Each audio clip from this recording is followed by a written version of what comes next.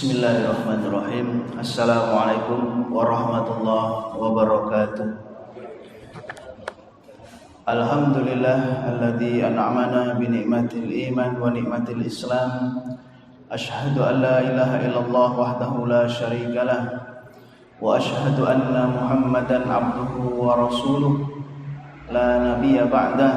Allahumma bika asbahna wa bika amsayna wa bika nahya wa bika namut wa ilaika nusur. Alhamdulillah kita bisa duduk kembali di majelis ilmu ini dalam keadaan sehat walafiat. Kita pada pagi hari ini melanjutkan kajian kita, tetapi dengan kitab yang baru, yaitu kitab Shahihul Qasas An-Nabawi atau kisah-kisah sahih yang ada di dalam hadis-hadis Nabi yang sahih. Kisah-kisah tersebut adalah kisah-kisah yang akan terjadi, yang berkaitan dengan hari kiamat atau keimanan kita terhadap hal-hal yang gaib, hal-hal yang gaib. Di antara metode Al-Quran, Allah dan juga Rasulullah SAW di dalam menyampaikan risalah, di dalam mengajarkan kepada umatnya, yaitu dengan cara bercerita, berkisah. Sehingga kita dapati di dalam Al-Quran kisah-kisah para nabi, kisah-kisah orang terdahulu, yang di situ caranya Allah Subhanahu wa taala dengan berkisah. Seperti kisahnya Nabi Yusuf alaihi salam yang disebutkan oleh Allah Subhanahu wa taala, nahnu naqussu 'alaika ahsanal qasas. Kami kisahkan kepadamu sebaik-baiknya kisah. Kami ceritakan kepada kamu sebaik-baiknya cerita. Jadi Allah Subhanahu wa taala itu memberikan risalah dengan salah satunya bercerita, yang di situ kemudian kita bisa mengambil hikmah, kita bisa mengambil manfaat. Kisah yang pertama yang disebutkan oleh Rasulullah SAW yaitu tentang orang yang pertama kali atau orang yang terakhir masuk surga. Jadi dia di neraka terlebih dahulu, kemudian ketika sudah begitu lamanya maka dimasukkan surga oleh Allah. Dan orang yang pertama kali masuk surga ya, adalah Rasulullah SAW, Nabi Muhammad SAW. Ati babal jannah, kata Rasulullah, saya nanti akan mendatangi pintu surga yaumal qiyamah fa astaftih. Kemudian saya minta dibukakan pintu surga. Kemudian fayaqulul khazin, yang penjaga surga tadi kemudian mengatakan, man anta, kamu siapa? Kemudian katanya Rasulullah, Muhammad, saya Muhammad. Fayaqul, lalu penjaga surganya mengatakan, bika umirtu la aftah li ahadin qablak. Kepadamulah aku diperintahkan untuk membuka pintu surga ini dan tidak membukakan kepada selainmu. Jadi yang pertama kali masuk ke dalam surga adalah Nabi Muhammad. Dan umat yang pertama kali masuk ke dalam surga adalah umat Islam, umatnya Nabi Muhammad. Meskipun umat Islam adalah umat yang terakhir dibanding dengan umatnya nabi-nabi sebelum Nabi Muhammad. Di dalam riwayat yang lain Rasulullah menyebutkan, ana awwalu man yadkhulul jannah, saya yang pertama kali masuk surga, wala fakhra, namun bukan untuk sombong, katanya Rasul. Jadi Rasulullah itu orang yang pertama kali masuk surga, sehingga jangan ada keraguan apakah Nabi Muhammad itu masuk surga apa tidak. Tidak boleh ragu, sudah pasti masuk surga. Meskipun memang di dalam Al-Quran tidak disebutkan dengan tegas bahwa Nabi Muhammad masuk surga, tetapi di dalam hadis-hadis disebutkan dengan sangat tegas bahwasanya Nabi Muhammad bukan hanya masuk surga, tetapi yang paling pertama masuk surga. Ini tentang masuk surga. Suatu ketika Rasulullah Shallallahu Alaihi Wasallam dalam sebuah hadis sahih yang diriwayatkan oleh Imam Muslim melalui jalan Abu Hurairah radhiyallahu anhu. Jadi Rasulullah bercerita kepada para sahabat-sahabat, kemudian disampaikan lagi oleh Abu Hurairah bahwasanya haddatsa amma yakunu min hisabillahil ibad. Ini ceritanya itu, hadisnya itu panjang-panjang. Nanti teknisnya yaitu kita bacakan hadisnya, kita terjemahkan, kemudian kita ambil hikmah dari cerita tersebut. Rasulullah Shallallahu Alaihi Wasallam bercerita kepada kita tentang keadaan hamba yang dihisab pada hari kiamat. Wa mururin nas 'ala sirat, kemudian juga bercerita tentang perjalanan manusia di atas jembatan Shiratul Mustaqim. Tsumma qala, kemudian Rasul bersabda, tsumma yafrughullahu minal qada' bainal ibad. Ketika Allah Subhanahu wa taala sudah selesai menghukumi para hamba, wa yabqa rajulun muqbilun biwajhihi 'alan nar. Semuanya sudah masuk surga, semuanya sudah selesai dari neraka. Ada seorang yang wajahnya menghadap ke neraka. Huwa akhiru ahlin nar dukhulal jannah, katanya Abu Hurairah, katanya Rasulullah, orang ini adalah orang yang terakhir masuk surga. Jadi masih wajahnya menghadap api neraka. Kemudian orang itu mengatakan, ay Rabbi isrif wajhi 'anin nar. Ya Allah, palingkanlah wajahku dari api neraka.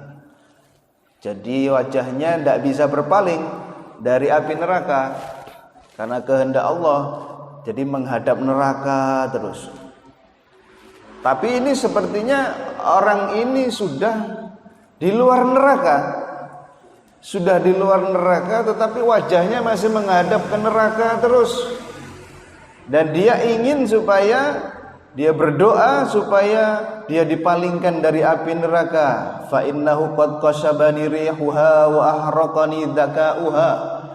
Ya Allah, palingkan wajahku dari api neraka ya Allah, karena apinya itu begitu membuat kepanasan wajahku. Nyalanya itu juga membuat aku kepanasan. Fayad'ullah ma syaa ayad'u. Kemudian orang tersebut berdoa kepada Allah sesuai kehendak Allah. Nah, jadi orang itu berdoa itu bukan karena orang itu pengen doa, tetapi karena Allah memberikan taufik supaya dia berdoa. Kita nyampe sini itu bukan karena kita pengen kita nyampe sini, tetapi karena ada taufik, hidayah, petunjuk dari Allah Subhanahu wa taala sehingga kita berbuat kebaikan. Begitu juga orang ini berdoa kepada Allah. Tsumma yaqulullah. Kemudian kata Allah kepada orang tersebut, hal asaita in utita dzalika an tas'alani ghairahu. Kalau nanti kamu aku kabulkan permintaanmu, apakah kamu nanti tidak akan minta yang lain lagi? La, katanya dia, ndak wahai Allah. Wa izzatika la as'aluka ghairahu, ndak akan minta yang lain. Wa yu'ti rabbahu min uhud wa mawathiq ma syaa. Kemudian orang itu memberikan janji-janji. Demi Allah saya nggak akan minta lagi.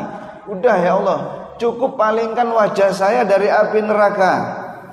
Saya tidak akan minta lagi. Itu sudah karuniamu yang begitu besar. Nggak akan minta lagi. Fayasrifullahu wajahahu anin nar. Kemudian oleh Allah wajahnya dipalingkan dari api neraka.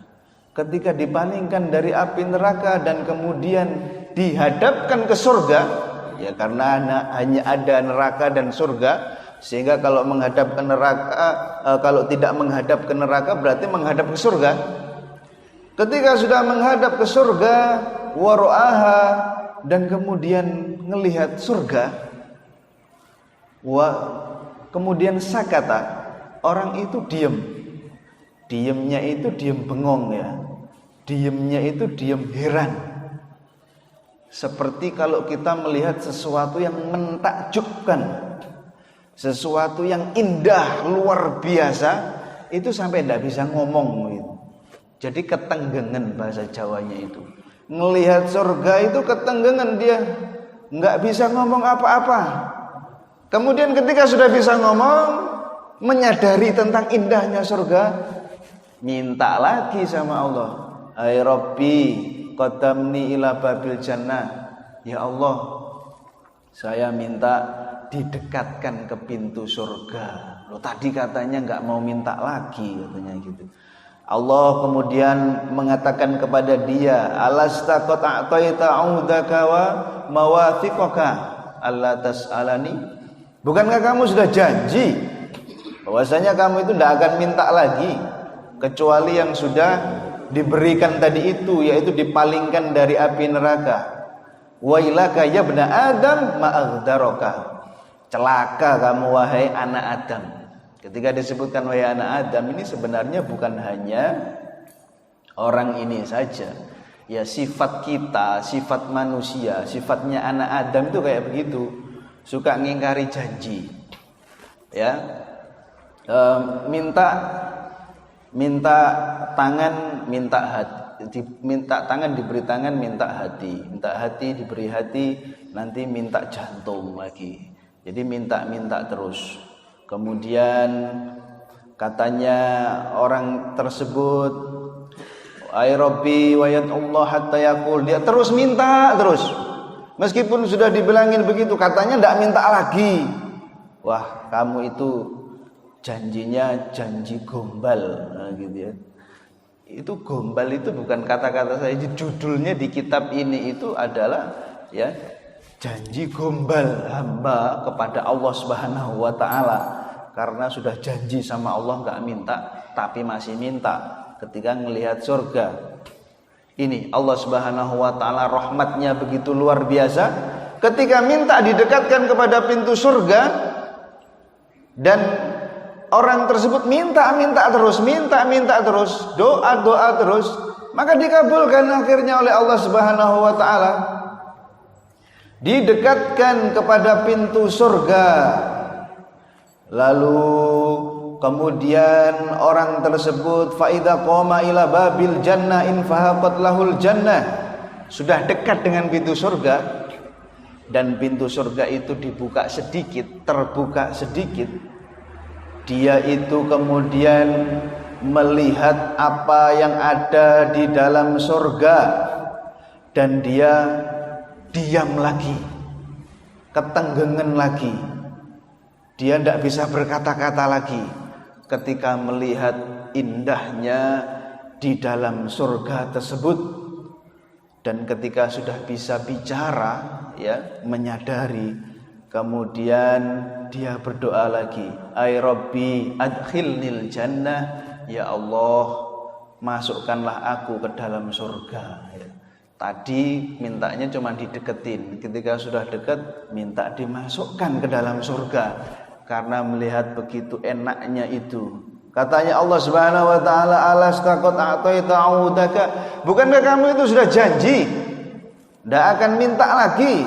Tadi sudah aku beri, ya, 2 kali bahkan minta, akhirnya minta dimasukkan ke dalam surga.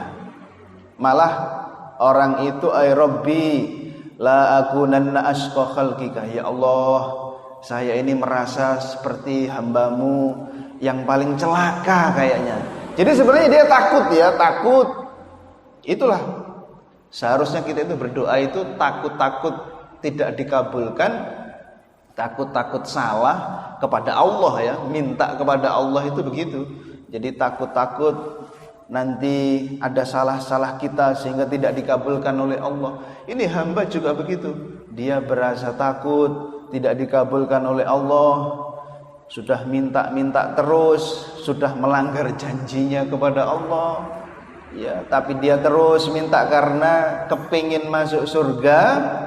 Lalu oleh Allah Subhanahu wa taala, fala yazalu, katanya Rasulullah, fala yazalu yad'u hatta yadhaqullah minhu. Orang itu terus minta, terus doa. Ini pelajaran bagi kita. Kalau minta itu kepada Allah terus, jangan cuma sekali kemudian aku enggak dikabul-kabulkan, jangan, tapi terus minta saja. Allah itu akan ngasih, pasti. Ya, orang itu terus minta hatta yadhaqullah, sampai Allah itu tertawa. Katanya Rasulullah, Allah tertawa. Yang melihat hamba itu mungkin kalau kita sama anak masih kecil minta terus, kemudian udah nggak boleh minta lagi loh ya. Iya, dikasih, minta lagi. Nggak boleh minta lagi. Iya, minta lagi. Udah nggak boleh. Minta terus. Jadi kan bapaknya kan ketawa nanti lama-lama.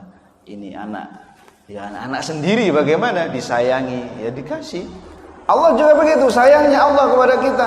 Ini sama hamba ini, hamba yang terakhir kali keluar dari neraka. Berarti kan ini dosanya banyak sekali.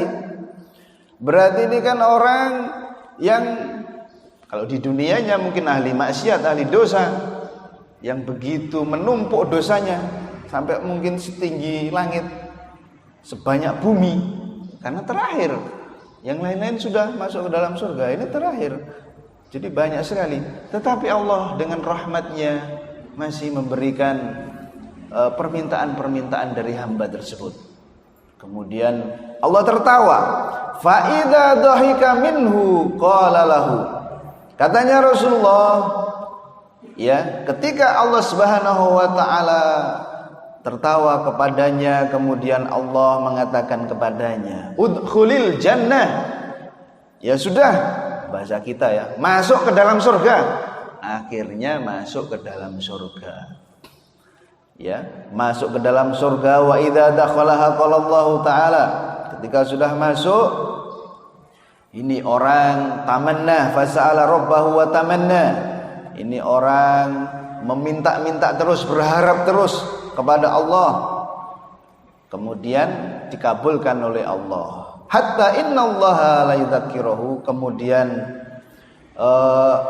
sampai Allah Subhanahu wa taala betul-betul memenuhi permintaan atau doa dari hamba tersebut. Jadi tentang orang yang masuk surga terakhir itu sebenarnya tidak hanya hadis ini saja. Ada dua hadis yang lain yang disebutkan oleh Rasulullah tentang orang yang masuk ke dalam surga terakhir kali. Jadi sepertinya orang yang masuk ke dalam surga itu terakhir itu tidak hanya satu. Sepertinya ini sebuah kelompok, karena kisah yang disampaikan oleh Rasul itu beda-beda. Begitu, dan tapi masing-masing kisah itu disebutkan oleh Rasulullah dengan terakhir yang masuk ke dalam surga. Di antaranya yang lain diriwayatkan oleh Ibnu Mas'ud radhiyallahu anhu. Kalau tadi diriwayatkan oleh Abu Hurairah, kalau ini diriwayatkan oleh Ibnu Mas'ud. Yang katanya Ibnu Mas'ud, inilah alam akhir ahlin nar. Saya mengetahui orang yang terakhir di neraka kemudian masuk surga, dan orang ini keluar dari neraka dengan merangkak. Tadi tidak ada cerita merangkak tadi, dengan merangkak. Kemudian Allah berfirman kepadanya, masuk ke dalam surga. Ya. Tetapi orang ini sambil mendatangi surga, dia membayangkan atau dia menyangka surga itu sudah penuh. Wah, ini surga udah penuh ini sepertinya. Orang saya ini tidak ada lagi setelah saya ini. Wah, ini berarti saya nggak kebagian surga ini. Dia nyangka begitu, jadi takutnya nggak kebagian tempat nanti di surga. Ya Allah. Kemudian wahai Rabb, sepertinya surga sudah penuh, katanya begitu kepada Allah Subhanahu wa taala. Sudahlah, bahasa kita, pergilah kamu masuk ke dalam surga. Tapi dia masih ragu aja. Jangan-jangan surga ini sudah penuh gitu. Dan kata Allah Subhanahu wa taala, udkhulil jannah fa innalaka mithla dunya wa asyra amthaliha. Kamu masuklah surga yang dimana surga itu kenikmatannya 10 kali lipat lebih nikmat daripada kenikmatan yang paling nikmat yang ada di dunia. Ini surga paling rendah. Ya, surga paling rendah yang kenikmatannya itu 10 kali lipat dari kenikmatan yang ada di dunia. Ya, kenikmatan yang paling enak. Siapa mungkin orang yang paling kaya, orang yang paling menyenangkan hidupnya, itu 10 kali lipat di surga, dan itu yang paling rendah. Bahkan di dalam riwayat yang lain, kemudian orang ini merasa bahwasanya surganya itu surga yang paling enak. Ini teman-teman saya nggak dapat surga seenak saya. Padahal itu yang paling rendah, yang paling nggak enak gitu ya untuk surga loh. Tapi dia ngerasa bersyukur sekali kepada Allah Subhanahu wa taala. Padahal saya ini dulu banyak dosa, tetapi Allah dengan kemuliaannya, karunia-Nya kemudian memasukkan aku ke dalam surga. Ya, ini diantara kisah-kisah Rasulullah Shallallahu Alaihi Wasallam tentang orang yang masuk surga terakhir. Dan ada lagi sebenarnya hadis dari Abu Dzar radhiyallahu anhu. Jadi ada dari Abu Hurairah, ada dari Ibnu Mas'ud, ada dari Abu Dzar. Yang kalau dari Abu Dzar ini, ya, orang yang akhir masuk surga, yaitu orang yang dosa-dosanya itu begitu banyak. Kemudian dia ditampakkan dosa-dosanya oleh Allah, lalu dia tidak bisa mengelak. Ya, ketika ini kamu mengerjakan ini kan? Iya ya Allah. Kamu mengerjakan ini? Iya ya Allah. Semuanya ditampakkan. Kemudian dia sudah merasa hancur. Saya ini sudah pasti ini masuk neraka ini. Ya, saya ini sudah begitu banyak berbuat dosa, dan ditampakkan betul oleh Allah Subhanahu wa taala. Dan kemudian setelah itu dimasukkan ke dalam neraka, ya, untuk menebus dosa-dosanya selama di dunia itu. Kemudian setelah itu oleh Allah Subhanahu wa taala diampuni, ya. Sebenarnya dia seharusnya lebih lama di neraka itu dari apa yang seharusnya, ya, tetapi karena rahmat Allah dia itu diampuni oleh Allah Subhanahu wa taala sehingga dia dimasukkan ke dalam surga. Jadi banyak manusia yang merasa dia tidak pantas sebenarnya untuk masuk surga, tetapi karena keimanannya. Jadi yang paling berat itu adalah iman kepada Allah Subhanahu wa taala. Faedah-faedah yang bisa kita ambil dari hadis tadi itu, ya, diantaranya luasnya surga. Surga itu begitu luas, seluas langit dan bumi. Wasari'u ila maghfiratin min rabbikum wa jannatin 'arduhas samawati wal ard u'iddat lil muttaqin. Bersegeralah kamu menuju ampunan Allah dan surga yang seluas langit dan bumi diperuntukkan untuk orang-orang yang bertakwa, gitu. Kemudian juga faedah yang bisa kita ambil menunjukkan hadis ini sedikitnya kesabaran manusia. Kesabaran kita itu sedikit, dikit-dikit kepinginnya segera. Ya, selalu minta yang lebih. Tidak apa-apa minta yang lebih kepada Allah. Tidak apa-apa tidak sabar kepada Allah. Artinya terus mintanya kepada Allah, tidak kepada orang lain, tidak mengeluh kepada orang lain, tetapi mengeluh hanya kepada Allah. Kemudian juga hadis ini menunjukkan betapa besarnya kasih sayang Allah Subhanahu wa taala kepada kita. Banyak dosa tapi masih diberi surga saja. Kemudian juga bahwasanya ada di situ penetapan sifat tertawa kepada Allah Subhanahu wa taala. Dulu sudah kita bahas tentang masalah dalam akidah Thahawiyah. Jadi ini jamaah sekalian dirahmati Allah Subhanahu wa taala. Kitab ini disusun oleh Syekh Sulaiman Al-Ashqar. Ya. Beliau tahun 2005, jadi belum begitu lama, dan kisah-kisah ini semuanya berasal dari hadis yang sahih, hadis yang sanadnya sudah diteliti semuanya dan diakui oleh ahli hadis semuanya bahwasanya sanadnya adalah sanad yang sahih. Beliau Syekh Sulaiman Al-Ashqar ini di Universitas Az-Zarqa, ya, Universitas Az-Zarqa, beliau mengajar di sana dan menyusun kitab ini. Sebenarnya ada kisah-kisah sebelum atau masa lalu dan ada kisah-kisah masa depan. Nah, ini yang kita kisahkan adalah kisah-kisah masa depan. Semoga memotivasi kita untuk lebih banyak beribadah lagi. Billahi taufiq wal hidayah. Assalamualaikum warahmatullahi wabarakatuh.